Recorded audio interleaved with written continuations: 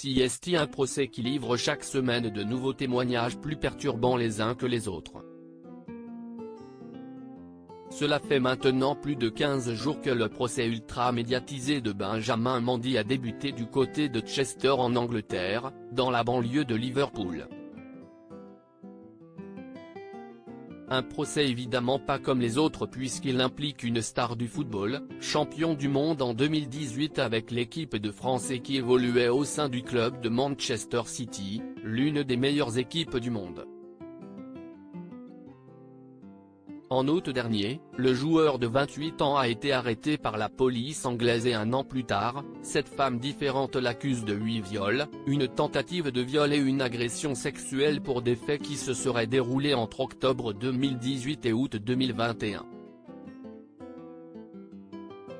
Après le témoignage des 5 premières plaignantes, le jury a pu visionner celui de la 6e victime présumée hier.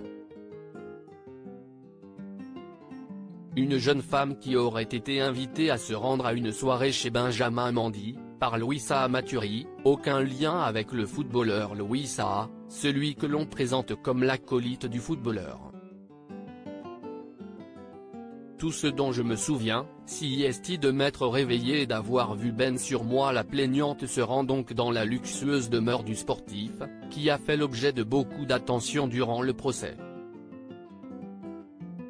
Fatiguée après quelques verres d'alcool, elle va se coucher dans une chambre au dernier étage du manoir, comme elle le raconte, avant de fondre en larmes. Tout ce dont je me souviens, CST de m'être réveillé et d'avoir vu Ben sur moi, lâche-t-elle.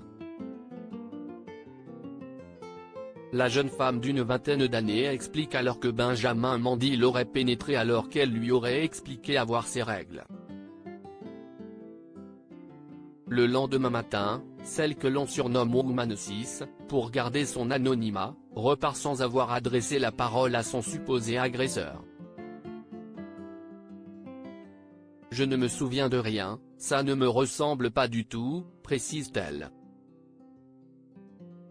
Un nouveau récit particulièrement à charge pour Benjamin Mendy, qui de son côté, tout comme Louis Saha Maturi, nie en bloc la totalité des accusations qui pèsent contre lui. Benjamin Mendy reste présumé innocent des faits qui lui sont reprochés jusqu'au jugement définitif.